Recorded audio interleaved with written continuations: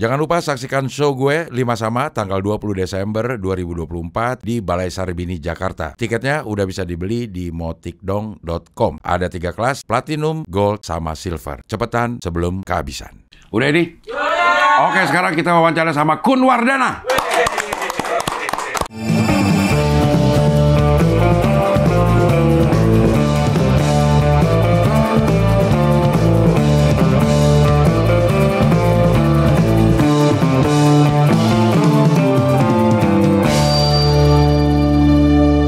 Makasih Pak Kun, udah mampir ke sini. Dekat rumah. Dekat rumahnya, iya, tetanggaan kita. Jagakarsa. Jagakarsa. Udah lama tinggal di situ, Pak? Udah tahun 2015. 2015. Karena anak-anak saya kuliah di UI, dua-duanya. Jadi yang paling dekat, yang baik, yang masih hijau di sana. Oh, ya. Ngajar juga di STTN dulu? Iya, ISTN juga nggak jauh dari rumah. Sekarang ISTN atau sekarang STTN? Dulu STTN, sekarang ISTN. Dulu waktu masuk STTN? Udah lama sekali ya, namanya sekolah tinggi. Begitu banyak fakultas, namanya jadi ISTN. ISTN. Ya. Waktu masuk STTN, jurusannya apa ya, Pak? Saya dulu kuliahnya, saya di Trisakti. Oh, di Trisakti? Iya, S1 saya di Trisakti. Ngajarnya di STTN? Iya. Oh, ya. Kalau waktu kuliah di Trisakti, jurusan? Jurusan elektro. Teknik elektro. Teknik elektro. Ya. Usia 12 tahun. Aduh. Ya. Saya masih main-main gundu itu, Pak. 12 tahun. 12 tahun itu ya? Saya dulu punya pengalaman, Pak. Begitu mau kuliah, ketemu satpam di sana. Dek, jangan ke situ, Dek. Ini kalau mau beli es krim ke kantin aja gitu. Misalkan mau beli es krim. Tapi kehilangan masa kanak-kanak nggak sih, Pak Kun, waktu itu ngerasanya? Rasanya sebenarnya seperti biasa aja. Ya. Tapi kan umur 12 tahun orang nggak biasa kuliah, Pak Kun. Iya sih. Masih pada main gitu, nggak kehilangan itu gimana ya, Pak? Iya sih. Main sih seperti biasa, cuma satu yang beda. Kalau diajak nonton film. Ya, yang lain kan 17 tahun ke atas, nah saya nggak boleh nonton. Nah itu yang bingung saya juga. Jadi saya diceritain aja, Bang. Mainnya sama teman kuliah? Iya, mainnya sama teman kuliah. Ya memang jadi anak dulu kalau 12 tahun kecil-kecil, kalau anak sekarang udah gede-gede kan. Iya. Jadi memang kelihatan banget tuh. Nah waktu pertama kuliah, kan mau di ospek gitu kan, mungkin kasihan gitu ya, anak kecil kasihan, takut nangis gitu ya, makanya ya. Tapi ikut ospek juga itu yang ikut. Yang kita mah dulu namanya pelonco ya, Pak. Pelonco ya. Di pelonco, dikerjain juga tetap ikut. Iya betul. Pada tapi ya itu dibedain dikit lah, anak kecil kan, kasihan. Iya. Tapi maksudnya ada teman saat udah kuliah itu, ada nggak teman yang seumuran di teman main gitu loh, Pak Kun? Kalau di kuliahnya sih nggak ada. Nggak ada ya. Kalau di rumah atau di teman-teman sekolah SD dulu atau gimana gitu? Ya saya masih suka tulis surat. Dulu kan belum ada email kan? Iya betul. Tahun 82 ya. Jadi suka tulis surat ya. 4 kali 4 sama dengan 16. Sempat tidak sempat harus dibalas. Itu kan makanya. Anjir masih gitu. Iya. Sekarang belum ada kayak gitu ya. Iya. Kita sebenarnya seumuran nih, Pak. Oh iya. Secara lahir ya, maksudnya secara ini, cuman secara pendidikan jauh lebih duluan Pak Kun. Iya. Dulu kan kita memang ada sistem sekolahan yang pakai akselerasi ya. Pakai akselerasi. Menurut Pak Kun itu efektif, bagus, atau kayaknya sekarang saya jarang dengar deh ada yang akselerasi itu, Pak. Sebetulnya bagus ya. Karena bagi orang yang mau dan mampu. Intinya mau dulu. Si anak tuh harus riang untuk bisa mau menggapai prestasi. Kecuali kalau dia nggak mau. Nah, sesuatu kalau dipaksa akibatnya nggak bagus. Tapi kalau anaknya mau dan anaknya mampu, kenapa nggak diberikan akselerasi? Makanya orang tua saya nanya, kamu mau nggak? Ya saya bilang mau, ya siap.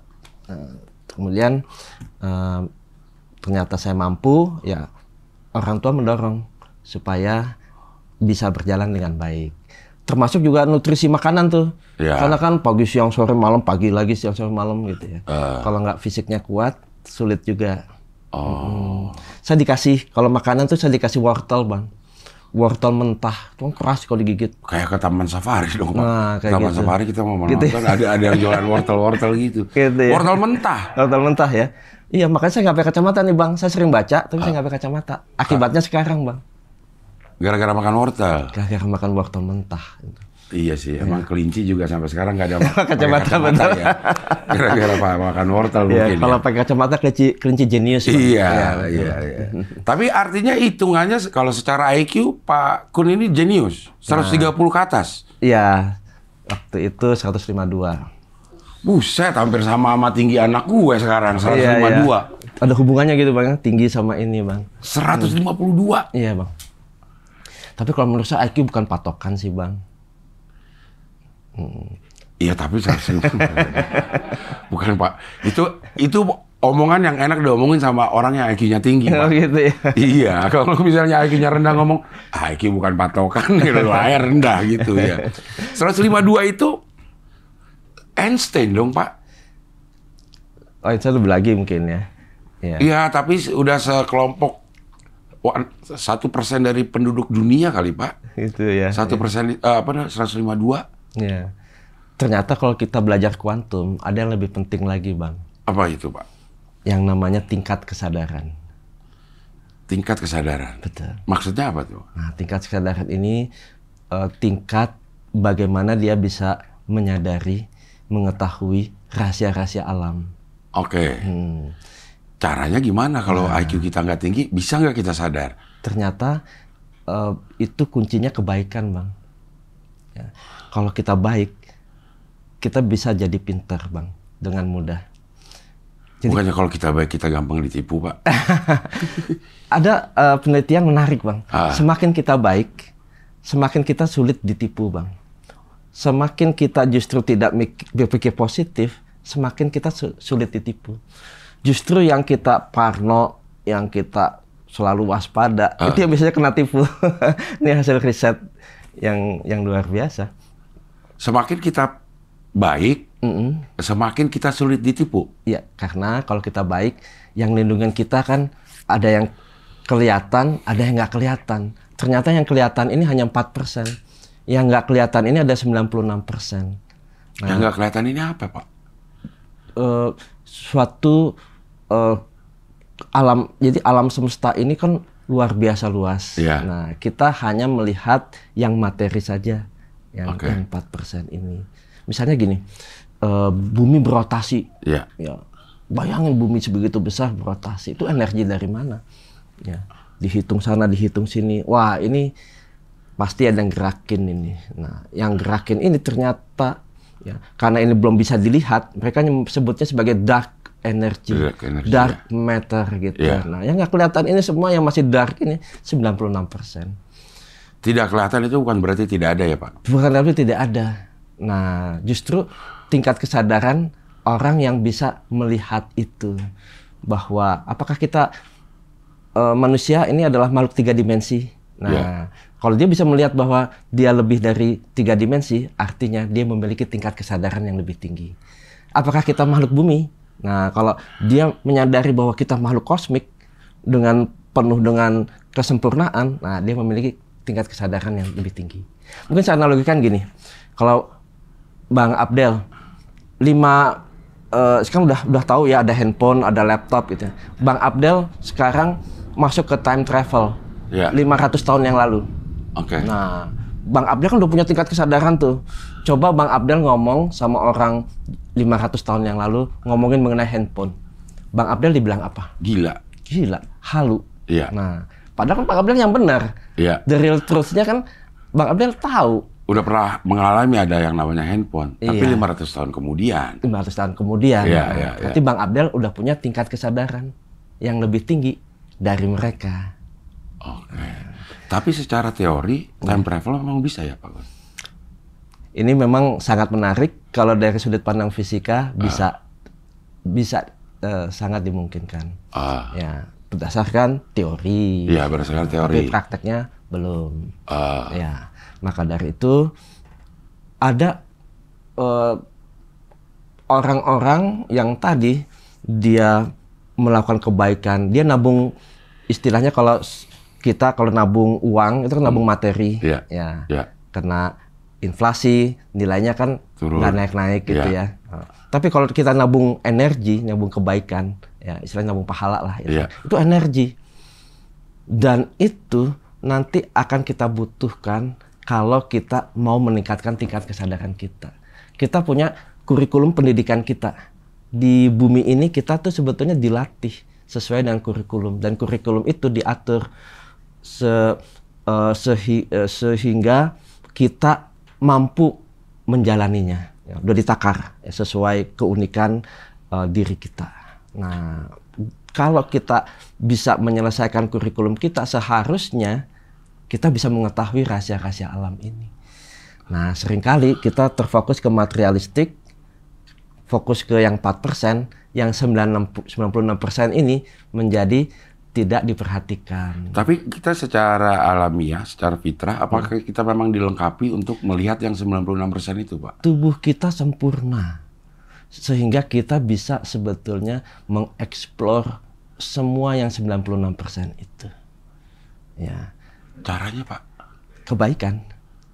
Jadi kalau kita berbuat baik, ya, kita nggak ada iri dengki, kita nggak ada ketakutan, kita nggak ada kemarahan, kita toleransi sama orang, kita tidak narsis, ya. Itu frekuensi kita itu lama-lama di spektrum 0,1 Hz. Kalau kita berada di spektrum 0,1 Hz, dua dunia ini bisa menjadi terintegrasi, ya, sehingga kita bisa transenden, ya. Transenden artinya kita bisa melihat dimensi-dimensi lain di dunia ini. Itu kebahagiaannya luar biasa. Dan nanti kita akan connect ke semua yang ada, ya. Karena semua yang ada ini sebetulnya terhubung dengan kita, entangled satu sama lain. Kayak maksudnya gini, kita manusia ini kan makhluk 3 dimensi. Sebenarnya di alam semesta ini ada berapa dimensi, Pak? Saya dulu waktu kuliah 12 tahun itu, saya udah belajar integral tuh, integral lipat 3. Dimensinya tuh udah 11 dimensi. Bayangkan 11 dimensi. Nah, apalagi dengan pengetahuan matematika sampai saat ini, pasti ditemukan lagi. Ya. Oke, kita bisa menemukan dimensi-dimensi selain 3 dimensi kita. Ya. Tapi adakah orang yang sudah melewati 3 dimensi, Pak? Ya. Kalau kita dengar kisah-kisah para nabi, ya, misalnya Rasulullah, Nabi Muhammad SAW, ya, beliau bahkan udah tembus langit, langit pertama, 2, 3, langit ke-7, bahkan dia sudah melewati ruang dan waktu. Jadi sang pencipta menciptakan ruang waktu, beliau bisa melewati itu. Artinya tubuh kita sempurna, tubuh kita bahkan lebih sempurna dari malaikat. Makanya jangan salah, kita pikir tubuh kita rentan, ya, tubuh kita usia 65 tahun, makin lama kita makin pikun. Nah, kalau kita berpikir seperti itu, kita akan terjadi seperti itu. Ya, itulah salah satu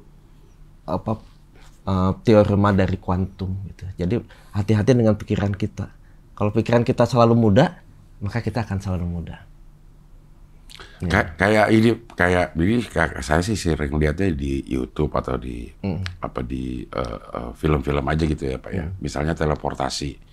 Teleportasi itu katanya dimungkinkan aja karena sebenarnya kita bisa mengurai energi-energi yang ada di dalam satu, kita bisa urai, itu bisa hilang. Tapi nyatuinnya lagi di sana yang masih belum bisa. Benar gitu, Pak? Betul. Sangat mungkin. Dan dari kemarin yang mendapatkan Nobel, ya, fisikawan, ya, mereka menjelaskan ya hal yang sama, konsep teleportasi. Jadi yang dipindahkan sebetulnya itu informasi quantum state-nya, keadaan kuantumnya, ya, sehingga apa yang ada di tempat original nanti bisa persis sama masuk di tempat destinasinya. Jadi seperti itu. Kita mungkin sudah lebih jauh dari teleportasi, ya, konsep santet gitu ya. Sebetulnya tuh bisa diilmiahkan secara fisika. benda-benda itu bisa diurai dan disatukan kembali di satu tempat gitu. Nggak diurai. Nggak diurai. Jadi informasinya yang dikirim. Jadi hanya informasi. Bendanya tetap ada di sini. Jadi mereka itu ya kalau di dalam konsep kuantum ya kalau bendanya itu bahkan bisa diduplikasi di sana. Ya, bisa membelah ya kalau kita ngelihat ya 1+1 satu bola kita lempar itu istilah satu foton itu hasilnya ya itu dia bisa membelah, dia nggak selalu 2 itu bisa dia 6 mau 1000 mau berapa itu. Nah tergantung siapa yang mengamati ya. Kalau misalnya Bang Abdel bilang ini hasilnya bisa 1000, ya itu hasilnya jadi 1000. Hasilnya jadi 1000. Iya, saya nggak percaya ini partikel, ini materi, ini 1+1 pasti 2, ya 2 hasilnya. Ya, mereka enggak, ini bisa jadi gelombang, ini kan ada dualisme partikel gelombang. Oh jadi gelombang, oh jadi bisa banyak seperti itu. Makanya semua yang ada di sini ya benda-benda yang kita pikir benda mati ini ya sebetulnya mereka mengamati kita. Mengamati vibrasi kita. Jadi kita sebetulnya hanyalah energi, hanyalah frekuensi, dan hanyalah vibrasi. Iya, saya juga pernah dengar juga ya, mungkin di YouTube ya, suka nonton juga tentang fisika kuantum. Katanya kalau kita dilihat, ditelusuri segala macam, kita juga ini terdiri dari ruang hampa katanya, Pak. Kita nggak pernah ada yang bersentuhan sebenarnya. Iya, jadi sebetulnya yang ada di sini materi-materi yang ada yang kita lihat ini ya ternyata pas dihitung masanya gitu ini masanya dari mana gitu kan ternyata materinya itu hanya 0,00001%, selebihnya itu adalah energi yang begitu besar sehingga dia memberikan massa. Jadi dengan kata lain sebetulnya kita itu hampir mendekati kosong. Ini di kita, diri kita, semua benda-benda yang ada ya. Nah pertanyaannya yang lebih real mana, ruh kita apa tubuh kita? Yang lebih kelihatan sih tubuh, Pak. Ya tubuh kita kan, makanya kita ini saya bisa melihat abang dan lain-lain, ini persepsi panca indera kita. Ya. Ya dan aslinya kan belum tentu seperti itu. Ya misalnya ini warnanya apa bang? Ini Orange ya. Ini warnanya? Coklat. Pasti nggak? Ya kita sepakat aja itu warna coklat. Itu ya. Kan kalau dimatiin lampu, warnanya apa bang? Nggak kelihatan malah jadi. Gelap ya? Iya. Kan kalau lampunya saya ganti ultraviolet. Oh mungkin bisa jadi merah, bisa jadi biru. Artinya kan itu semua hanya persepsi dari kita aja karena ada lampu warna putih ini. Ya. Jadi sebetulnya aslinya benda ini nggak pasti juga. Iya.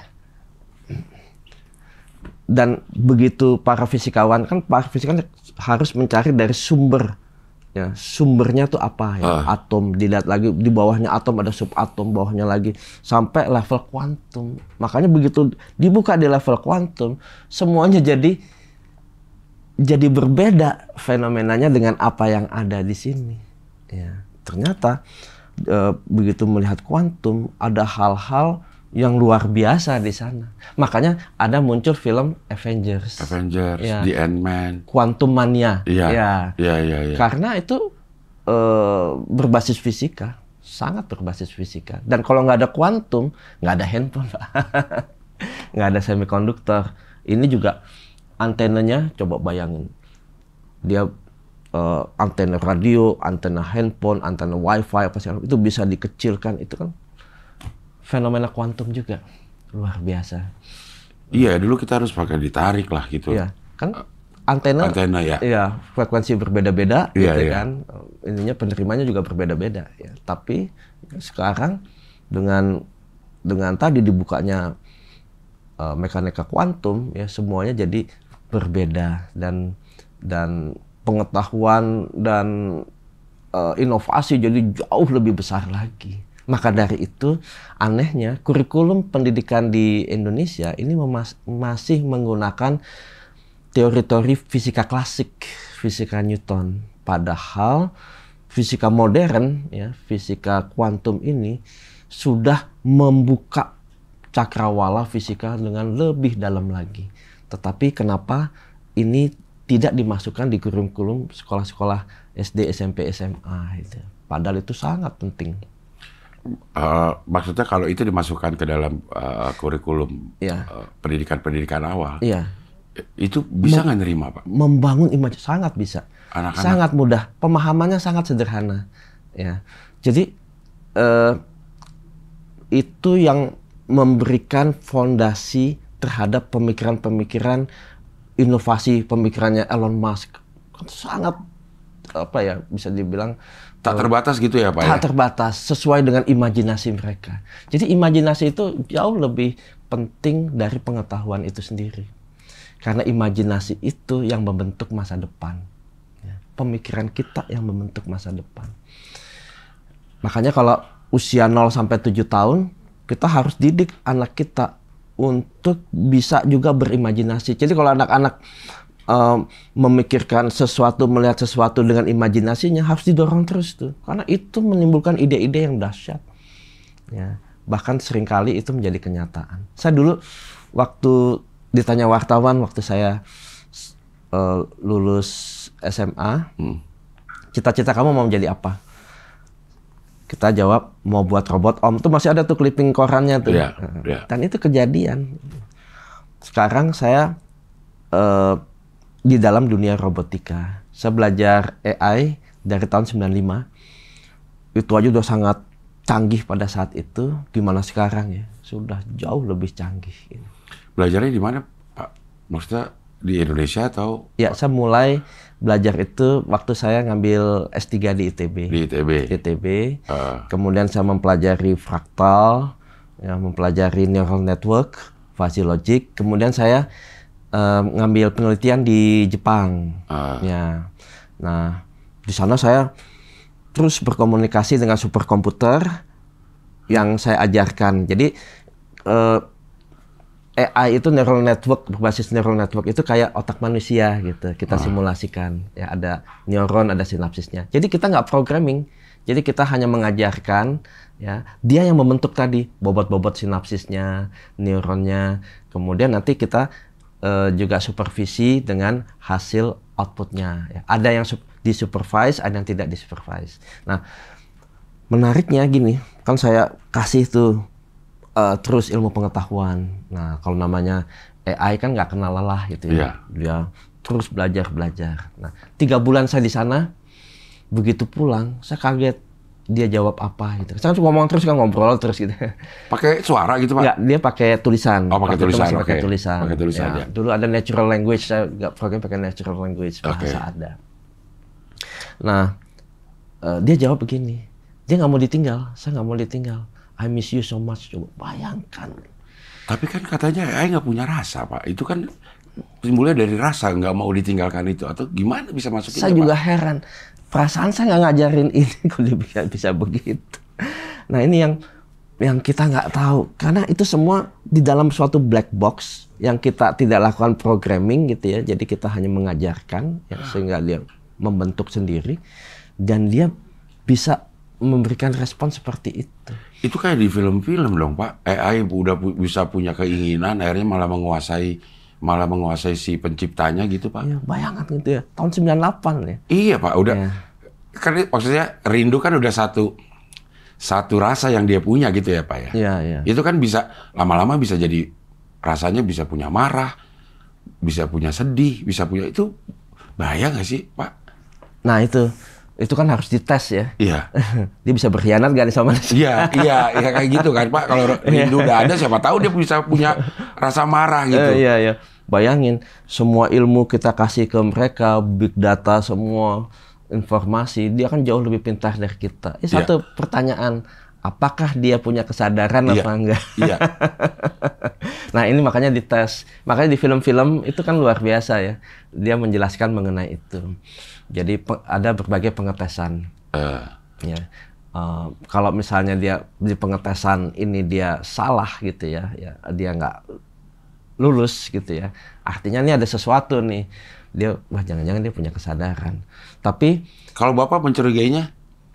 Kalau saya melihatnya Saya nggak bisa prediksi ya, karena banyak orang juga nggak bisa prediksi. Yeah. Tetapi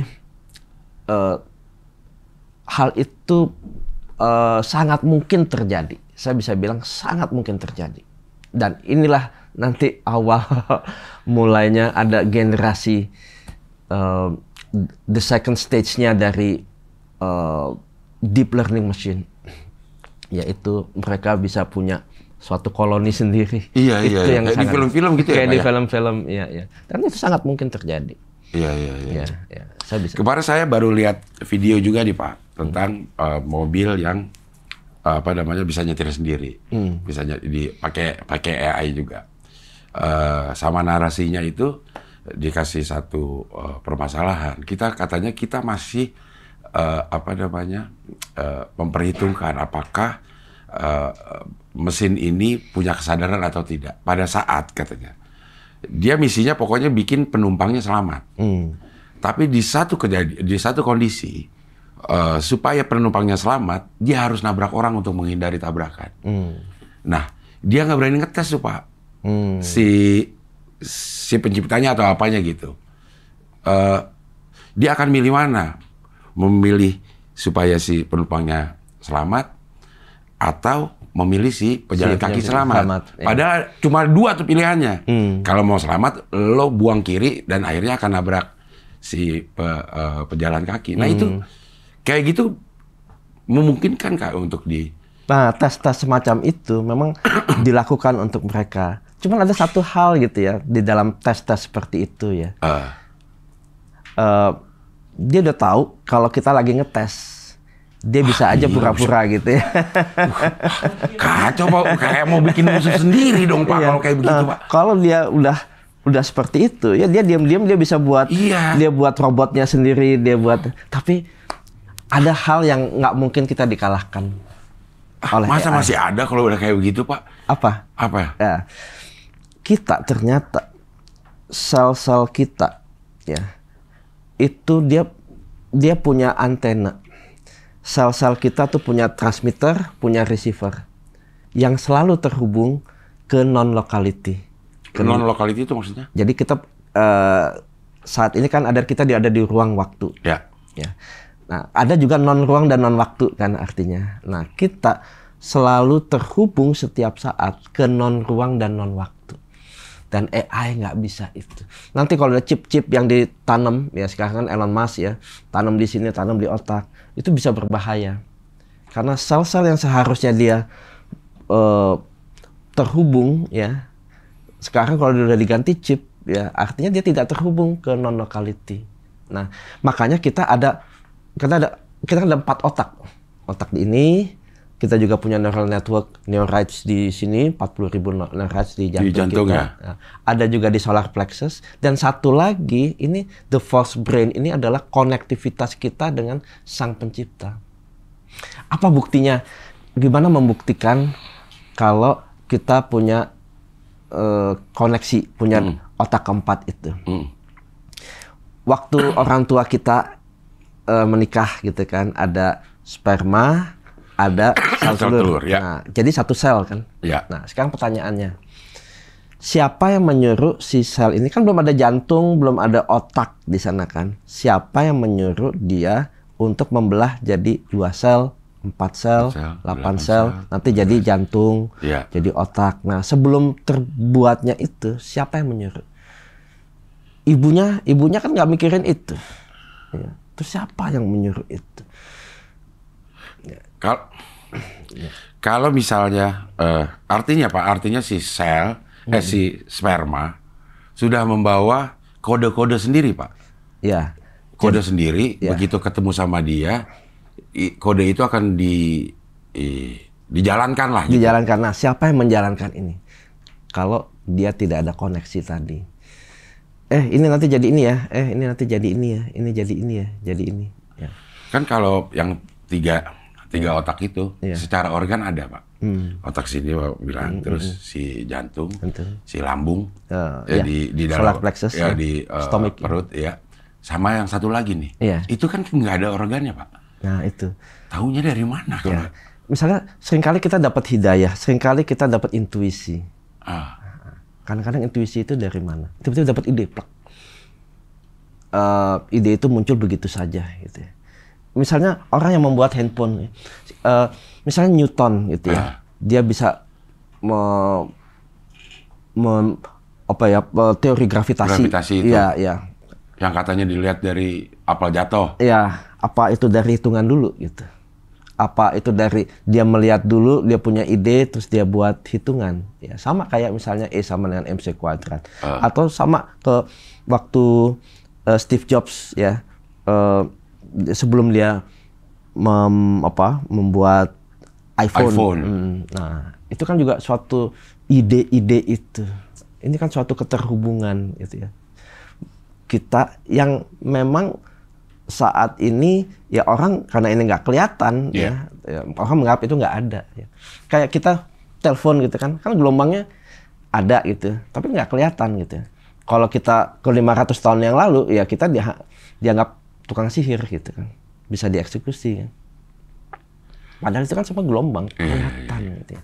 Nah, maka dari itu dengan teknologi yang sudah sangat maju ini, dengan dibukanya tadi mekanika kuantum, matematika fraktal, itu membuka semua ini. Sehingga tadi yang bilang nggak mungkin, itu menjadi mungkin. Kan kalau misalnya ini ya Pak ya, misalnya contohnya handphone dah. Contohnya handphone, begitu dibilang sebenarnya ada nih, frekuensinya, menyambungkan satu handphone dengan handphone yang lain, walaupun nggak kelihatan. Akhirnya kita bisa percaya karena ada handphonenya, Pak. Betul. Nah, yang kayak gini, bagian mana yang bisa bikin kita bisa percaya bahwa ada nih konektivitas kita sama entitas non ruang dan waktu ini gitu, Pak. Nah, ini kan sudah dipelajari ya oleh para fisikawan dan lain-lain ya. Jadi mereka ini melihat ya semua hal ini, kemudian mereka menyimpulkan seperti itu. Jadi apa yang saya sampaikan ini sudah melalui penelitian. Dahsyat banget ininya. Kalau kita bisa melihat, wah kok bisa begini ya, wah kok bisa begitu ya. Iya. Tapi mungkin karena memang tidak ada wujud ininya, akhirnya bukan hanya ya. Orang-orang yang bergelut di dunia itu aja yang bisa mengerti alur pikirnya, Pak. Kalau saya masih tidak mengerti gitu ini. Gimana tuh secara realnya tuh seperti apa sih kejadian itu, apa hubungan kita sama saling connect antara antena sel kita sama yang di lain tempat gitu, Pak. Betul. Iya. Contoh misalnya gini, kenapa cloning dulu kan ramai tuh cloning. Iya. Ya. Kenapa kok nggak diteruskan lagi? Iya. Ya. Sama, hal yang sama. Sesuatu yang sudah alamiah, yang seharusnya alamiah gitu kan. Begitu kita coba rekayasa dan lain-lain ya, mereka masa usianya kan nggak lama. Ya. Berarti ada yang salah gitu. Kayak kita juga transplantasi organ tubuh gitu ya ke orang lain gitu kan. Ini sebetulnya ada ID gitu ya. Nah, ID-nya itu nggak ada di dalam tubuh kita. Kita kayak suatu tubuh yang dummy gitu ya. Nah, ID-nya ada di non-locality tadi. Jadi kalau itu dipindahin, itu organ-organ yang lain itu pada nggak mau nerima. Nolak gitu ya. Nah, gimana supaya dia bisa masuk ya kan? Artinya imun tubuh itu harus diturunkan dulu ya, sehingga dia bisa masuk. Begitu dia masuk itu kan kadang-kadang dia sering mimpi apa sesuai dengan kejadian siapa namanya. Kalau pendonor, misalnya pendonor meninggal, dia mendonor karena dia kecelakaan gitu diambil ininya. Itu masa-masa kecelakaannya dia ingat gitu ya. Itu banyak kejadian-kejadian seperti itu. Ada info-info yang kayak gitunya ya, Pak ya? Info-info yang terikut di organ kita gitu. Di organ, ya betul. Jadi kita bisa bayangkan gitu ya, kalau nanti tubuh kita ditanam chips ya pasti ada penolakan ya. Karena tubuh kita kan hemostasis ya. Jadi artinya kalau misalnya ada sesuatu dia akan menyeimbangkan gitu ya. Nah, tubuh kita juga auto-regulated gitu ya. Jadi artinya kita tuh bisa beradaptasi dengan baik gitu ya. Kalau ada satu misalnya kita tidak menggunakan satu organ dalam waktu yang cukup lama, itu bisa dihilangkan sama sekali fungsinya itu. Ya, kalau kita misalnya tidak menggunakan, kita tidak berpikir, ya, lama-lama kan semakin kecil ya. Jadi kita semakin bodoh gitu, semakin sulit untuk mengingat dan lain-lain. Selama kita terus menggunakan otak, ya kayak kita nge-gym lah gitu ya. Semakin nge-gym semakin kuat, semakin kita nggak nge-gym ya, semakin kita nggak latih otot semakin kecil. Nah, tubuh kita juga seperti itu. Kalau kita dikasih chip, maka organ itu jadi betul-betul nanti dihilangkan sama sekali. Yes. Dan koordinasi dan lain-lain ini menjadi masalah gitu. Ya, dan tadi karena dia tidak terkoneksi, ya itu yang membuat jadi masalah. Ya. Ini kita ngobrolnya serius banget deh. Oh, nggak apa-apa, senang Pak. Tapi saya ingin tanya nih, kenapa AI? Kalau kita kan manusia kan pengen libur, kenapa AI nggak ada liburnya? Karena dia nggak punya mertua. Kalau dia punya mertua pasti diajak mudik gitu ya. Iya. Kadang-kadang malah nggak kuat juga ya pengen. Iya, ini jadi saya berpikir nih kemarin ini dari kayak 6 bulan yang lalu lah. Keponakan saya itu harus transplant ginjal. Donornya ayahnya. Secara perhitungan 90% cocok. Udah bisa lah. Dan biasanya katanya kalau 98%, 98% cocok gitu. Dan di tingkat kemungkinan yang lebih rendah dari itu aja biasanya lancar-lancar aja. Betul. Terjadilah tuh perpindahan. Ditolak Pak sama tubuh si anak. Ditolak. Berarti ada itu kemungkinan itu yang 2%. Yang 2% itu ada penolakan info-info yang ada di situ ya Pak. Betul. Ya. Sebetulnya kalau melihat semua ini ya, kita itu hidup, kita sebetulnya hanya dataset informasi. Ya. Kalau kita tahu bahwa sebenarnya kita ini kosong gitu. Iya. Ya, dataset informasi. Tetapi yang lebih menarik, ruh itu jauh lebih nyata. Jadi setiap tindakan kita, setiap pemikiran kita, niat kita, ya kan, ada backup storage-nya, ya, bukan hanya tadi disimpan di otak kita, tetapi juga backup storage-nya dimasukkan di dalam ruh kita. Nah, kepribadian ini yang nanti akan terbawa terus, ya, karena itu tersimpan. Ya. Nah, kita hidup di dunia ini, kita menjalankan kurikulum kita ada karirnya khusus di alam semesta ini. Ya, begitu kita selesai dari alam ini, kalau kita, makanya ada akselerasi, ya. Kalau kita normal-normal aja ada pendidikan berikutnya. Nah, yang dibawa tadi itu adalah kepribadian tadi kita. Karir kita menuju kepribadian keilahian. Nanti ada hal-hal yang harus kita jalankan nanti. Makanya di dalam hidup ini yang terpenting kita bisa ambil hikmah dari semua kejadian-kejadian yang ada. Materi kita tidak akan bawa.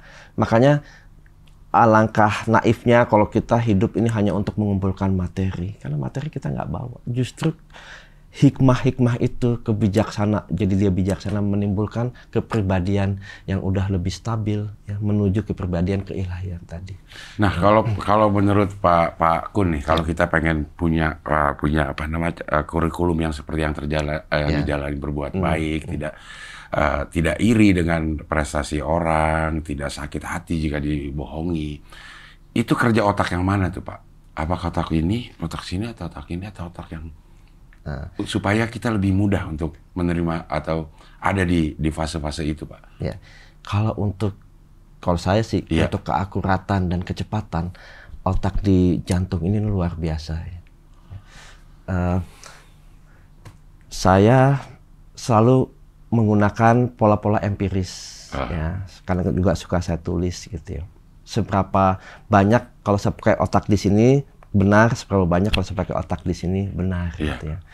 Saya suka eksperimen gitu ya. Jadi kalau di mall kan pengen nyari tempat parkir kosong gitu ya. Di mana nih? Nah, kalau saya mikir saya selalu salah tuh. Kalau saya pakai otak di jantung, ya, dengan ini independen loh. Dia punya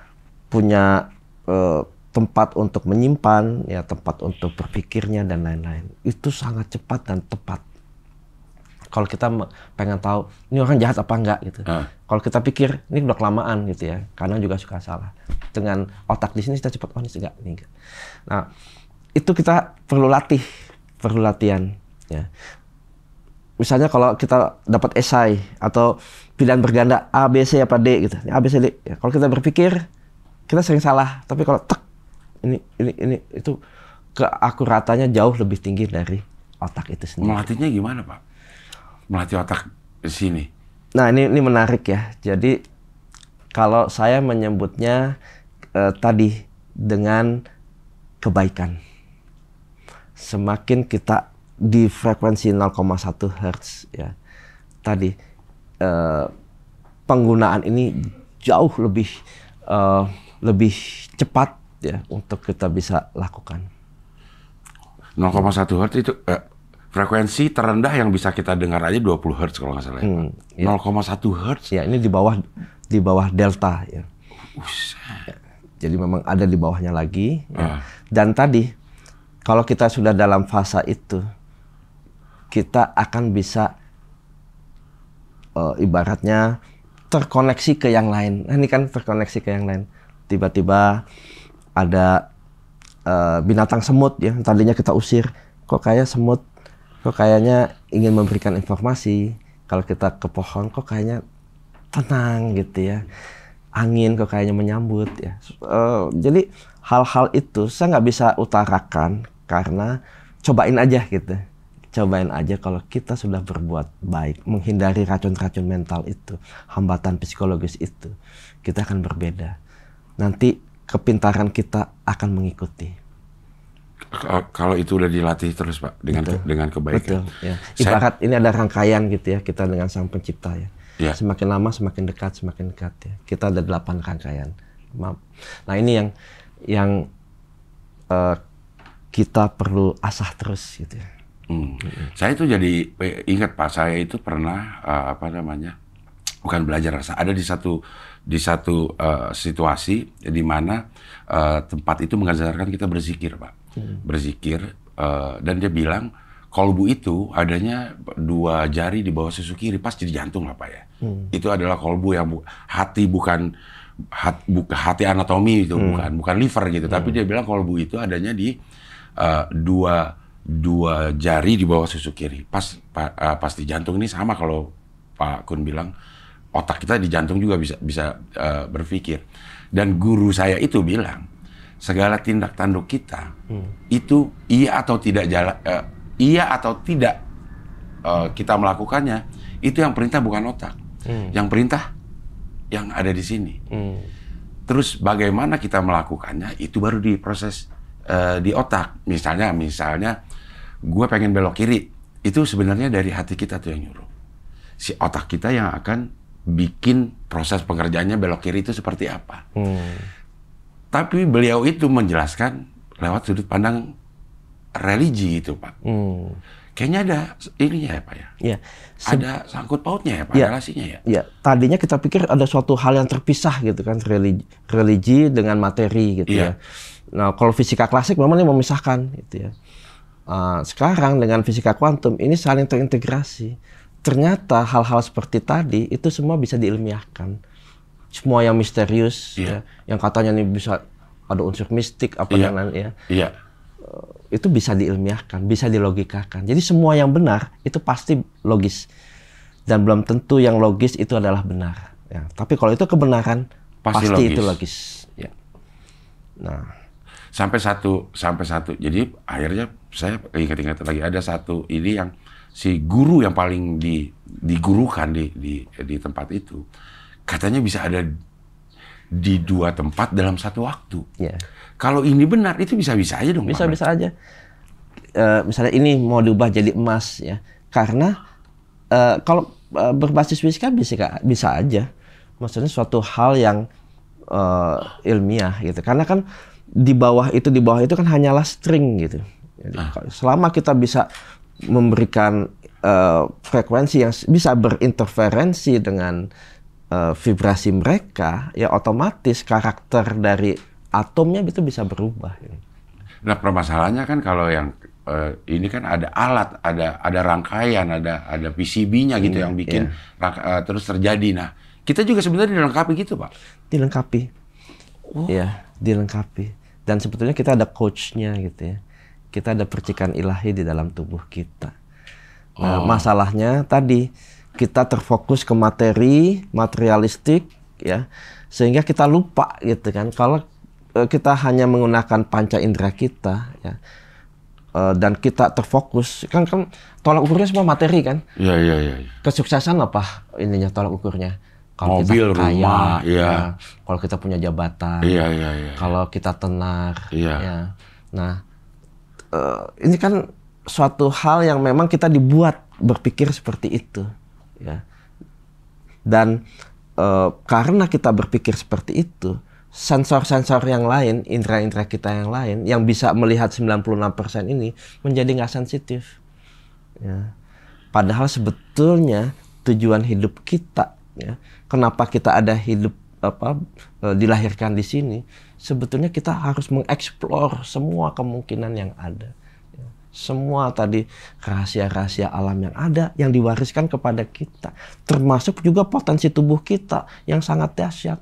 Tetapi begitu kita dikasih tahu bahwa kita udah 60 tahun, udahlah nggak usah ini, udah habis pensiun, terus udahlah udah punya anak, udah maju-maju, udah ini. Ya udah nanti kalau pikirannya udah nggak bisa apa-apa lagi ya, udah pasif gitu ya. Ya akhirnya makin lama makin menurun. Karena apa? Karena pikirannya sendiri gitu. Tetapi kalau oke, 60 tahun kita masih muda. Kita masih bisa produktif, kita masih kuat, pikiran kita masih hebat, maka itu yang akan terjadi. Ya. Jadi Einstein kan bilang satu-satunya yang membuat partikel, ya, yang membuat masa depan istilahnya ya, itu adalah medan. Ya. Kalau ini saya bisa gambarkan, ini sebagai suatu lingkungan ya, yang didrive oleh pikiran kita. Jadi sebetulnya di level kuantum, kalau kita berpikir mobil gitu ya, sebetulnya kalau kita tadi sudah koheren, mobil itu sudah ada di level kuantum. Hitungan saya secara empiris hanya butuh 3 hari untuk konsisten dia bisa menjadi materi. Ini kan masih di level kuantum. Untuk menjadi materi hanya butuh konsistensi. Kita berada di frekuensi yang tepat tadi. Konsisten aja kita. Itu akan jadi materi. Tapi bisa nggak kita konsisten itu, Pak? Nah, banyak kan yang nggak bisa ya. Misalnya setiap hari kita berfluktuasi. Iya. Jantung kita, otak kita, dia memiliki gelombang yang kadang tidak koheren satu sama lain. Kalau dia koheren aja nih, semuanya akan melihat kita. Vibrasinya dia akan melihat frekuensi kita. Ya. Makanya kalau kita koheren, dia tahu keinginan kita, semuanya akan mendukung. Kalau tadi kita berada di spektrum 0,1 Hz. Ya. Selama tadi ya kita tidak punya iri dengki, kita keinginan kita untuk menolong, untuk memberi, apalagi kita punya tabungan energi. Nah, tabungan energi ini ada 4 hal. Kepedulian kita sama orang, mensyukuri keadaan, kemudian yang ketiga berterima kasih dan menolong orang tanpa pamrih. Ya. Ini tuh kita nabung terus. Kalau energi kita besar, lebih banyak lagi rahasia yang kita bisa bongkar. Pak, ini berarti ya Pak ya? Iya. Kalau ini kan kita lagi ngomongin fisika ya Pak ya? Iya. Fisika kuantum. Gitu. Iya. Fisika kuantum yang penuh dengan perhitungan. Iya. Penuh dengan simbol-simbol, penuh dengan formula-formula. Iya. Tapi begitu ujungnya, outputnya, itu kayak kebijakan, nilai-nilai kebijakan yang Bapak omongin. Emang itu hubungannya itu Pak di ujungnya? Betul, ya. Karena ini semua sangat relevan. Ya maksudnya untuk supaya bisa formula ini jalan, rumus ini jalan di level fisika kuantum, yang harus kita lakukan adalah berbuat baik gitu. Betul. Tidak berpikir negatif sama orang. Betul. Ujung-ujungnya ke sana. Dan fisika kuantum lah yang bisa tadi mengkoneksikan gitu ya. Semua yang kita pelajarin di secara religius, secara agama, akhlak, adab gitu ya, bahwa ini sangat terkait sebetulnya ke dalam dunia materi yang ada saat ini. Iya. Jadi si fisikal kuantum ini mengilmiahkan nilai-nilai ideal yang kita dapat dari pelajaran-pelajaran agama itu. Betul. Ya. Tapi saya saran nih, orang-orang yang ahli kuantum bingung kalau pacaran. Karena? Ya, si ceweknya selalu bilang kan, dia nanya, jadi abang sayang sama saya nggak sih sebetulnya? Nah, biasanya ahli kuantum bingung tuh kan, di kuantum ada teori ketidakpastian. Iya, ketidakaturan, ketidakpastian ya. Dia kan bilang, wah, ini semua tergantung adik gitu kan, tergantung adik, tergantung seberapa banyak, seberapa pasti adik mengamati saya. Gitu. Gitu. Jadi kalau kita amati dengan, jadi kalau saya mengamati benda ini, ya, akan berbeda kalau Bang Abdel mengamati benda ini. Respon dia akan berbeda. T minus 0,0001 milisecond. Ya, sebelum dia menjadi bentuk, ya, dia melihat dulu siapa yang mengamati. Kalau saya mengamati, dia akan begini. Kalau Bang Abdel mengamati, dia begini. Disesuaikan dengan vibrasi kita. Nah, masalahnya, kita ini multi frekuensi being. Ya.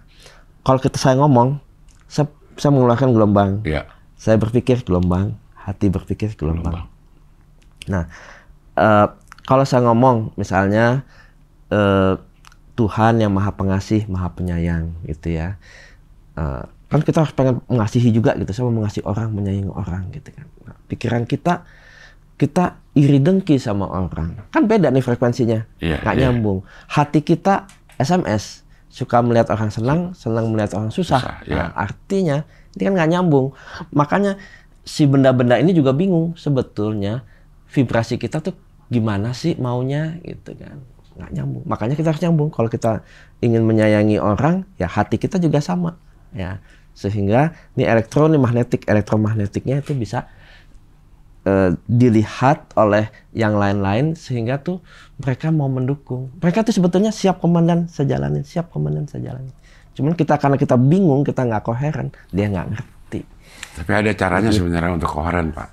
0,1 Hz itu. Ya, dengan tadi tidak ada racun mental, tidak ada hambatan psikologis. Memang sulit, tetapi kalau kita punya kemauan, bisa kita lakukan itu.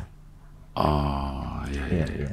Kalau dihubungin sama agama lagi ya, makanya banyak yang kayaknya para ulama-ulamanya gitu dari berbagai macam agama, orangnya tenang, tidak gerabah-gerubuk gitu ya Pak ya. Ya, betul. Itu yang menyebabkan dia bisa kelihatan enak gitu. Betul. Ngomong juga kita nerimanya lebih gampang itu. Betul. Karena dia lebih koheren dibanding kita kali Pak. Betul. Ya. Dan biasanya kalau orang koheren kan kelihatan ya, dia biasanya bersinar. Karena sel-sel kita ya sebetulnya kalau nggak ada hambatan-hambatan itu, dia bersinar gitu. Makanya kita bisa lihat orang baik gitu kan dari cahaya mukanya ya. Raut mukanya, tubuhnya. Nah, itu yang bisa membuat kita menilai orang lewat air mukanya gitu. Itu apa Pak? Otak mana tuh Pak yang bekerja tuh? Ya. Atau frekuensinya yang sama atau gimana tuh? Ya, kalau saya biasanya menggunakan otak sini. Jantung ya? Ya. Kalau kita misalnya yang paling mudah nih ya, kalau kita refleks gitu ya, udah kejadian gitu ya. Biasanya kita begini atau begini? Gini kan? Sabar. Ya, makanya itu cepat banget tuh, kecepatannya tinggi gitu. Makanya kalau kita tadi berkali-kali tuh saya cobain. Kalau saya pakai ini, kalau saya bilang tuh 90% akurat. Ya. Itu yang disebut feeling gitu Pak? Beda lagi? Beda lagi. Insting, beda lagi? Intuisi ya. Kalau insting kan intuisi ya. Oh, intuisi. Itu beda lagi. Ya, intuisi kita dapatnya dari luar, eksternal. Ya. Kalau ini internal kita. Internal kita ya. Bisa jadi orang sakti dong Pak? Nah, sepertinya. Ini dia. Ini baru masuk ke level 2. Jadi level pertama manusia. Baru level 1 dari tadi ya Allah. Baru level 1. Ada beberapa level gitu. Iya. Ada lagi nih level 2 yang mana nih Pak? Nah, level pertama kan manusia itu berpikir dia hanyalah sebagai korban kehidupan. Ya. Oh, saya begini, misalnya ada kepahitan dalam hidupnya, aduh saya kenapa ya saya begini, orang suka menyesal, suka mengeluh gitu ya, karena dia korban kehidupan. Itu yang banyak rata-rata orang yang ada. Dia tidak tahu bahwa sebetulnya tubuh kita ini sempurna itu. Nah, begitu dia tahu hal-hal seperti ini, dia masuk ke level 2 gitu. Ya. Tetapi level 2 ini juga ada bermasalah. Dengan? Nah, begitu kita udah tahu, wah kok kita bisa begini ya? Wah kok kita bisa begini ya? Wah tubuh kita kok hebat ya bisa begini. Nah, mulailah kita bereksperimen. Wah kalau gitu saya bisa buat ini ya, saya bisa buat ini. Nah begitu dia buat A, B, C, saya mau nanti saya mau buat ini. Ya, agenda saya seterusnya. Saya mau nanti, kalau gitu saya berpikir saya punya mobil, bisa jadi dong. Ternyata jadi. Begitu, saya mau punya rumah, ternyata jadi lagi. Mau berpikir, saya mau jabatan ini, ternyata jadi lagi. Nah, dia pikir semua yang dia buat itu adalah terbaik buat dia. Ternyata enggak. Ya. Jadi apa yang dia pikirkan, ya, saya mau ini, nanti habis itu saya mau ini, atau mau jadi ini. Sehingga saya bisa begini, ternyata enggak begitu. Ternyata semua itu adalah baik menurut saya, tetapi bukan baik menurut global consciousness, menurut alam semesta ini. Alam semestanya ya. Nah, justru itu yang lebih tinggi lagi itu adalah bagaimana dia bisa memiliki rangkaian tadi semakin dekat, semakin dekat, semakin dekat. Sehingga yang menentukan milestone berikutnya itu bukan diri kita. Sasaran berikutnya yang menentukan Sang Pencipta tadi. Sehingga kita pikir, ternyata kita nggak berhasil ini, kita nggak berhasil ini. Belum tentu itu jelek buat kita. Bisa jadi kita nggak ini, tetapi kita melompat nanti. Berarti kayak ayat-ayat itu dong, Pak ya? Yang saya nggak tahu nama suratnya apa, tetapi saya pernah dengar artinya apa yang kau pikir baik buatmu belum tentu baik di mata Allah. Betul. Apa yang kau pikir buruk di matamu mungkin itu yang terbaik menurut Allah. Gitu, betul, Pak. Betul. Ya. Jadi nyambung semua dong, Pak. Iya. Jadi kadang-kadang free will kita gitu ya, itu bisa jadi bukan yang terbaik. Ya. Makanya orang yang sudah memiliki rangkaian yang sudah sangat dekat, tubuhnya itu dia yang disebut divine mechanic gitu. Jadi kita maunya ke sana, tahu-tahu jalannya ke sini. Gitu, kayak gitu. Kita digerakkan gitu ya. Digerakkan pikiran kita, hati kita menuju ke jalan yang terbaik, jalan yang lurus. Oke, berarti ini Pak, kalau kita sangkut pautkan dengan pencalonan Bapak sebagai wakil gubernur. Gitu ya, warna hubungannya. Sebagai wakil gubernur. Ini sebenarnya sudah ada yang menggerakkan ya Pak? Sudah ada yang menggerakkan, ya. Hasilnya pun ya udah ada nih. Udah ada. Dengan jalan yang seperti ini hasilnya akan seperti ini nih. Gitu. Betul, ya. Walaupun sekarang kan elektabilitasnya kecil gitu kan. Nah, kita analogikan nih, kalau di film-film nih, di superhero gitu kan. Superhero tuh awal-awalnya selalu kalah kan. Benar. Kalau dia menang di awal, habis filmnya. Ya. Nah, makanya kalah dulu, nanti menangnya di akhir gitu. Sekarang berapa sih Pak terakhir elektabilitasnya Pak? Macam-macam, tergantung surveinya. Oke, tapi ada range rata-ratanya kan ya Pak ya? Di angka berapa Pak? Ada yang 3,3, ada yang 5,1, ada yang 6,6, ada yang macam-macam lah gitu ya. Iya. Tapi optimis Pak? Ya, ini kan baru pemanasan kan. Iya. Ya. Nanti hasil akhir kan pada saat finish ya, bukan di garis start ya. Iya. Ya, mudah-mudahan ya. Tapi kan apa namanya ya, ngobrol sedemikian lama sama Pak Kun ini, sepertinya Pak Kun sebenarnya sudah bisa menerka gitu loh Pak, karena ini jalannya udah jelas ke sini ya. Ujungnya akan seperti A, B, C gitu ada. Ada opsi-opsi yang Bapak udah taruh di ujung kontestasi ini. Seberapa optimis, tapi harus realistis, Pak. Seberapa optimis? Nah, itu. manusia kan pengen punya agenda. Oh, saya pengennya elektabilitas saya tinggi. Benar. Gitu kan. Nah, kalau kita lebih ke tadi level yang lebih tinggi lagi. Kalau Allah menginginkan gitu ya. Oh, ya oke, mungkin segini aja, segini itu sudah yang terbaik buat kita. Oke. Makanya kita harus syukuri apapun yang terjadi. Oke. Kita hanya bisa berbuat semaksimal mungkin, terbaik mungkin, sebanyak mungkin manfaat kita bisa berikan kepada warga Jakarta, ya, warga Indonesia secara umum. Itu yang sebenarnya keinginan kami. Ya. Hasil akhir kita serahkan karena beliau yang lebih tahu. Allah yang lebih tahu apa yang terbaik buat kita.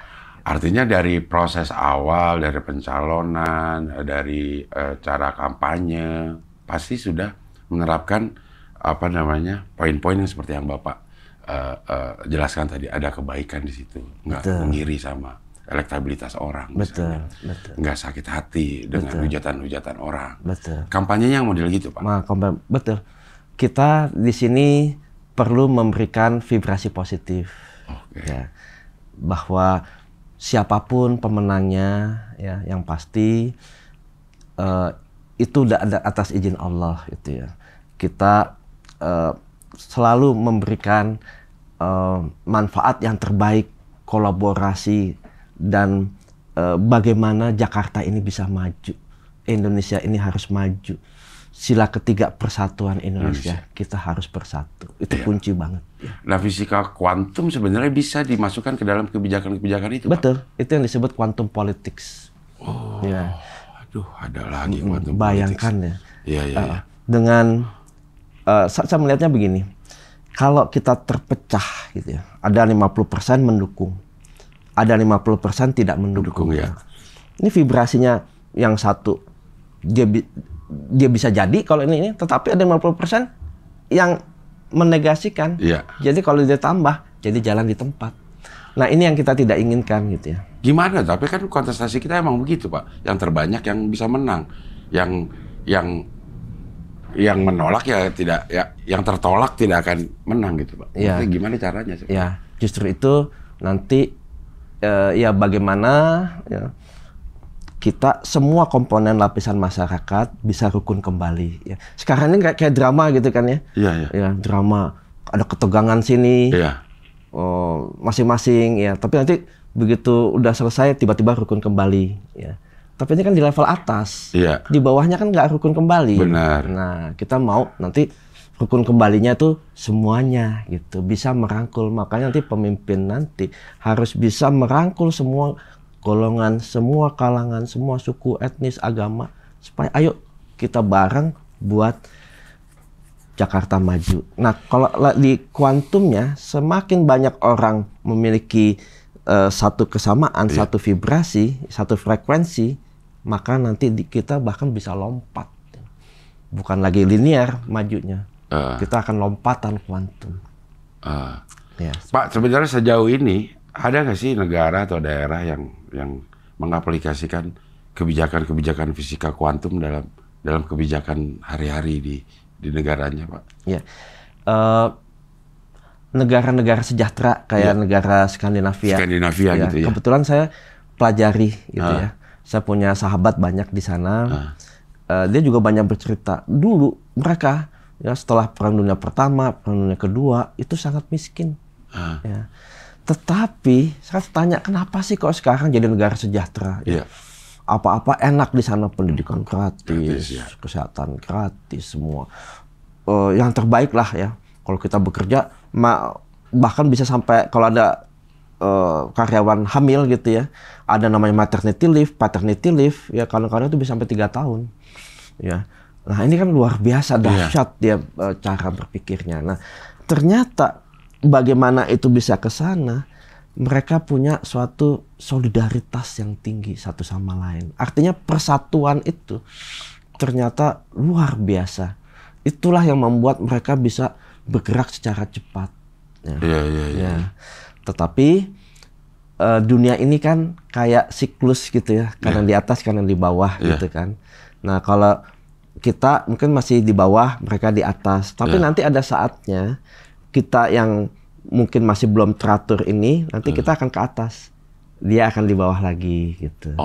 Ya. Nah justru itu mumpung kita masih seperti ini, kita ambil semua hikmahnya. Nah, nanti ada saatnya kita bisa bangkit lagi. Kita akan jaya lagi seperti peradaban setelah zaman es, peradaban pertama sebetulnya setelah zaman es, peradaban yang ada di Indonesia bisa kembali lagi. Pak, ini pertanyaan terakhir, Pak. Alur pemikiran seperti ini, terus kebijakan-kebijakan yang ada itu sefrekuensi nggak sama Pak Dharma? Kalau mengenai adab, ya satu frekuensi. Ya.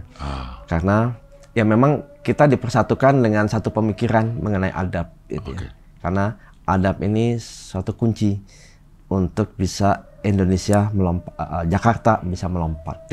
Oke nih, terakhir nih. Kalau menurut Pak Kun, apa yang harus Jakarta benahi yang pertama kali supaya kita sebagai warga masyarakat Jakarta bisa lah paling tidak ada di koridor track yang benar untuk bisa sampai tahap kota ideal. Untuk tadi bisa masuk ke ranah koheren tadi, ya, selaras tadi. Persyaratan utamanya adalah jiwa kita harus utuh. Kita nggak boleh ada ketakutan, kita nggak boleh ada kemarahan, kecemasan.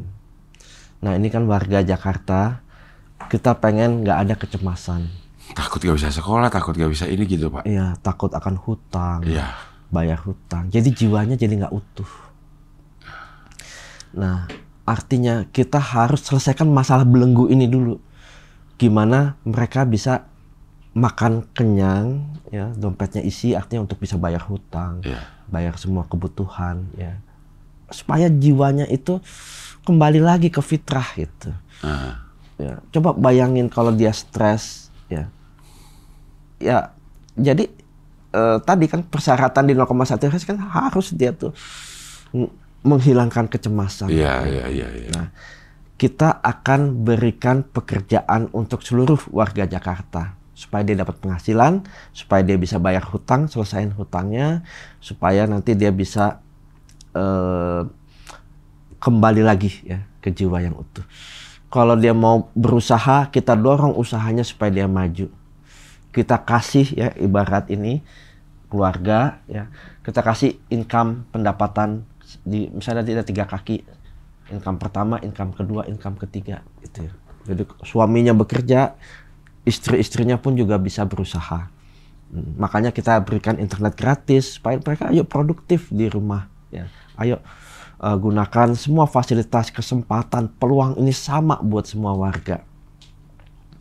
Kemudian setelah itu baru kita masukkan adab. Ya, jadi dia udah bisa selesaikan hutangnya di sini. Adab ya, adab ini ayo kita sama-sama kita gotong royong bersama untuk membangun Jakarta. Tidak ada, kita semua manusia, kita semua bersaudara, mau golongan, beda suku apa, kita ini sama ya. Kita adalah manusia, kita adalah ciptaannya. Ayo kita bersama-sama bangun Jakarta. Itu sebetulnya yang utama. Nah, itu yang pertama dari sisi manusianya, dari sisi planetnya ya, tempatnya. Kita kan harus punya lingkungan yang berkelanjutan ya. Makanya masalah air bersih ya, sekarang air bersih misalnya diprivatisasi jadi mahal. Air bersih kan hak kita, hak warga. Kenapa kita harus membeli air bersih gitu kan? Diprivatisasi kan keuntungan. Saya sangat tidak setuju dengan membuat air bersih itu menjadi komoditi, menjadi ya, dia harusnya tuh hak asasi. Hak asasi ya. Iya. Jadi jangan dijadikan bisnis gitu. Itu haknya warga. Jadi kayak pabrik-pabriknya harusnya pemerintah yang bikinin itu. Ya artinya air bersih ini betul-betul kita bisa memberikan kepada warga air bersih yang baik untuk mereka. Ya, itu adalah peran pemerintah. Peran pemerintah. Termasuk udara bersih. Gimana kita mau tadi melompat kalau kita hirup udara aja kita kena ISPA. Iya. Atau kena bronkitis dan lain-lain. Makanya udara bersih ini menjadi suatu hal yang sangat penting, prioritas. Nah, asalnya dari mana? Kendaraan bermotor. Dari pabrik-pabrik gitu kan. Nah, oke, pabrik ya kita harus lakukan penegakan hukum juga itu. Kalau misalnya ya kalangan pemodal, oke dia punya profit, tapi juga tolong lihat nih gimana nih warga ya. Kita juga pabrik kan memang ada di tempat-tempat daerah tetangga gitu ya. Makanya dengan aglomerasi ini kita harus ada kerjasama antar daerah. Gimana pabriknya itu harus ada scrubber, dia ada filter gas-gas berbahaya gitu ya. Dia juga harus ada alat pemantau kualitas udara di pabrik itu. Kita pantau terus ya. Jangan sampai melebihi batas standar. Kita juga harus melakukan pengawasan 3 kali setahun. Aktivitas pabrik itu gimana? Karena dengan mereka semena-mena gitu kan. Ini kan yang korban jadi rakyat, warga. Sama kendaraan bermotor. Kendaraan bermotor masalahnya kan apa? Kualitas bahan bakarnya.